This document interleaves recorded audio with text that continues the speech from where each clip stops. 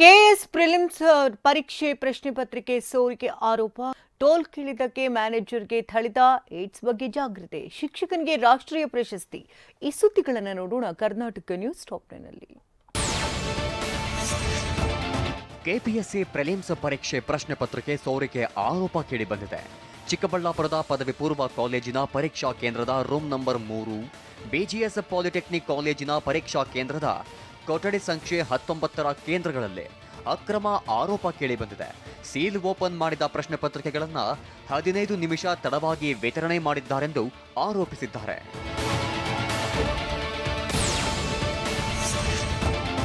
ಚಿತ್ರದುರ್ಗದ ತುರುವನೂರು ರಸ್ತೆಯ winner social trust ಕಚೇರಿ ಮೇಲೆ ಪೊಲೀಸರು ದಾಳಿ ನಡೆಸಿದ್ದಾರೆ. ಡಿವೈಎಸ್ಪಿ ದಿನಕರ್ ನೇತೃತ್ವದಲ್ಲಿ ದಾಳಿ ನಡೆಸಿ ದಾಖಲೆ ಪರಿಶೀಲಿಸಿದ್ದಾರೆ.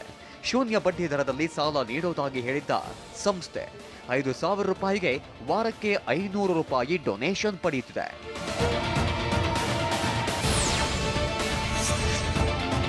ಏಡ್ಸಮ್ಮ ದೇಗುಲ ನಿರ್ಮಿಸಿ ಜನರಿಗೆ ಏಡ್ಸ್ ಬಗ್ಗೆ ಜಾಗೃತಿ ಮೂಡಿಸ್ತಾ ಇದ್ದ ಮೈಸೂರಿನ ಉಪನ್ಯಾಸಕನಿಗೆ ರಾಷ್ಟ್ರೀಯ ಪ್ರಶಸ್ತಿ ಲಭಿಸಿದೆ. ಹುಣಸೂರು ಮಹಿಳಾ ಪಿಯು ಕಾಲೇಜಿನ ಉಪನ್ಯಾಸಕ ಎಚ್ಎನ್ ಗಿರೀಶ್ಗೆ ಪ್ರಶಸ್ತಿ ಲಭಿಸಿದೆ. ಟಿ ನರಸೀಪುರ ತಾಲೂಕಿನ ಬನ್ನೂರಿನಲ್ಲಿ ಏಡ್ಸಮ್ಮ ದೇಗುಲ ನಿರ್ಮಿಸಿ ಜಾಗೃತಿ ಮೂಡಿಸಿದ್ರು.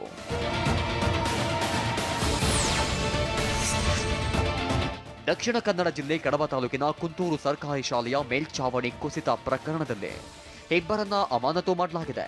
ಶಾಲೆಯ ಮುಖ್ಯ ಶಿಕ್ಷಕ ರಮೇಶ್ ಕುಂತೂರು ಮತ್ತು ಫೀಲ್ಡ್ ಎಂಜಿನಿಯರ್ ಅಮಾನತು ಮಾಡಿ ಜಿಲ್ಲಾಧಿಕಾರಿ ಆದೇಶಿಸಿದ್ದಾರೆ. ಮಕ್ಕಳನ್ನ ಇರಿಸಿಕೊಂಡು ಶಾಲಾ ಕಟ್ಟಡ ರಿಪೇರಿ ಮಾಡುತ್ತಿದ್ದರಿಂದ ಅವಘಡ ಸಂಭವಿಸಿತ್ತು.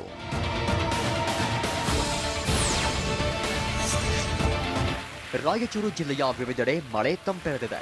ಅರ್ಧ ಗಂಟೆಗೂ ಹೆಚ್ಚು ಕಾಲ ಧಾರಾಕಾರವಾಗಿ ಮಳೆ ಸುರಿದಿದೆ. ಜೋರು ಮಳೆಗೆ ರಸ್ತೆ ಮೇಲೆ ನೀರು ಹರಿದು ವಾಹನಗಳ ಸಂಚಾರ ಅಸ್ತವ್ಯಸ್ತವಾಗಿತ್ತು.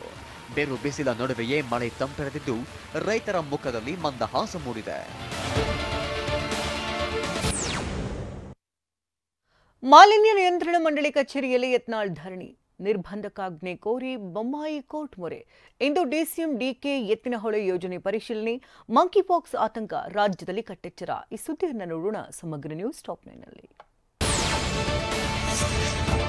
ಕಲಬುರಗಿಯ ಚಿಂಚೋಳಿಯಲ್ಲಿರುವ ಸಕ್ಕರೆ ಕಾರ್ಖಾನೆ ತೆರೆಯುವುದಕ್ಕೆ ಕೋರ್ಟ್ ಆದೇಶಿಸಿದರೂ ಮಂಡಳಿ ಕ್ರಮ ವಹಿಸುತ್ತಿಲ್ಲ ಎಂದು ಆರೋಪಿಸಿ ಶಾಸಕ ಬಸನಗೌಡ ಪಾಟೀಲ್ ಯತ್ನಾಳ್ ರಾಜ್ಯ ಮಾಲಿನ್ಯ ನಿಯಂತ್ರಣ ಮಂಡಳಿಯಲ್ಲಿ ಧರಣಿ ನಡೆಸಿದರು. ಸ್ಥಳಕ್ಕೆ ವಿಧಾನಸಭೆ ವಿಪಕ್ಷ ನಾಯಕ ಆರ್ ಅಶೋಕ್ ಭೇಟಿ ನೀಡಿ ಸಾಥ್ ನೀಡಿದರು. ಕಾರ್ಖಾನೆ ಮುಚ್ಚುವಂತೆ ನೀಡಿದ್ದ ಮಂಡಳಿ ನೋಟಿಸ್ ನೀಡಿತ್ತು.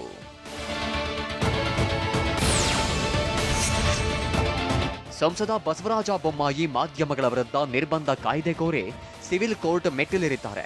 ವಕೀಲ ಜಗದೀಶ್ ಮಹದೇವ್ ವಿರುದ್ಧವೂ ನಿರ್ಬಂಧ ಕಾಯ್ದೆ ಕೋರಿದ್ದಾರೆ. ತಮ್ಮ ವಿರುದ್ಧ ಮಾನಹಾನಿಕರ ಹೇಳಿಕೆ ಸುದ್ದಿ ಪ್ರಸಾರ ಮಾಡದಂತೆ ದಾವೆ ಹೂಡಿದ್ದಾರೆ.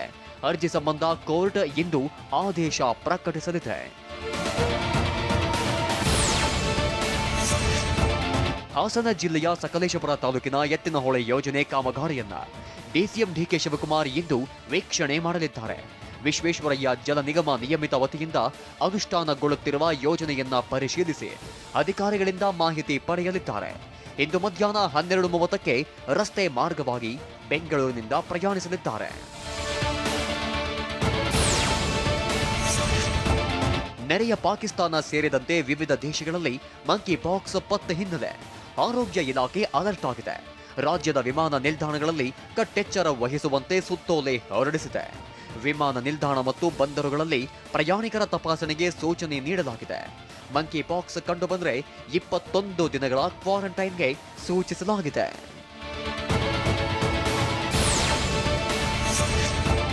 ಕರ್ನಾಟಕ ಡಿಜಿಟಲ್ ಜಾಹೀರಾತು ಮಾರ್ಗಸೂಚಿ 2024 ಜಾರಿ ಮಾಡಲಾಗಿದೆ.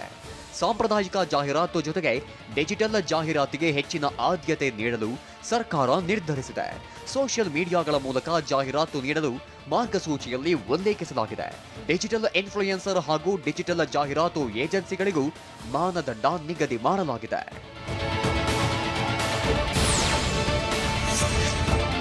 ಕನ್ನಡದ ಖ್ಯಾತ ನಿರ್ಮಾಪಕ ಕೆ ಪ್ರಭಾಕರ್ ನಿಧನರಾಗಿದ್ದಾರೆ. ಕನ್ನಡದ ಅವಳೇ ನನ್ನ ಹೆಂಡತಿ, ಎಲ್ಲರಂತಲ್ಲ ನನ್ನ ಗಂಡ, ಅಣ್ಣ ತಂಗಿ, ಲವಕುಶ ಹೀಗೆ ಘಟಾನುಘಟಿ ಕಲಾವಿದರನ್ನ ಹಾಕಿಕೊಂಡು ಚಲನಚಿತ್ರ ಮಾಡಿದ್ರು. ಸಭ್ಯ ನಿರ್ಮಾಪಕ ಎಂದೇ ಕೆ ಪ್ರಭಾಕರ್ ಗುರುತಿಸಿಕೊಂಡಿದ್ರು. ಹೃದಯಾಘಾತದಿಂದ ಬೆಂಗಳೂರಿನ ಅಪೋಲೋ ಆಸ್ಪತ್ರೆಗೆ ದಾಖಲಾಗಿದ್ದು ಚಿಕಿತ್ಸೆ ಫಲಿಸದೆ ನಿಧನರಾಗಿದ್ದಾರೆ.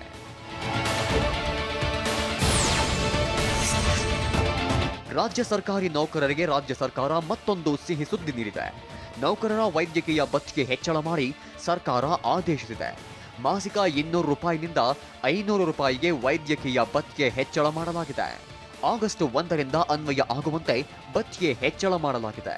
ಆರೋಗ್ಯ ಸಂಜೀವಿನಿ ನಗದು ರಹಿತ ಯೋಜನೆ ಜಾರಿಯಾಗೋ ತನಕ ವೈದ್ಯಕೀಯ ಭತ್ಯೆ ಸಿಗಲಿದೆ.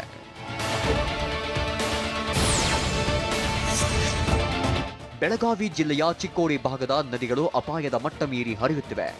ದೂಧಗಂಗಾ ನದಿಗೆ ಅಡ್ಡಲಾಗಿ ಕಟ್ಟಿರುವ ಕಾರದಗ ಬೌಜ್ ನಡುವಿನ ಸಂಪರ್ಕ ಸೇತುವೆ ಮುಳುಗಡೆಯಾಗಿದೆ. ಮಾಂಜರಿ ಸಮೀಪದ ಜಮೀನುಗಳಿಗೆ ನದಿಯ ನೀರು ನುಗ್ಗುವ ಆತಂಕ ಎದುರಾಗಿದೆ.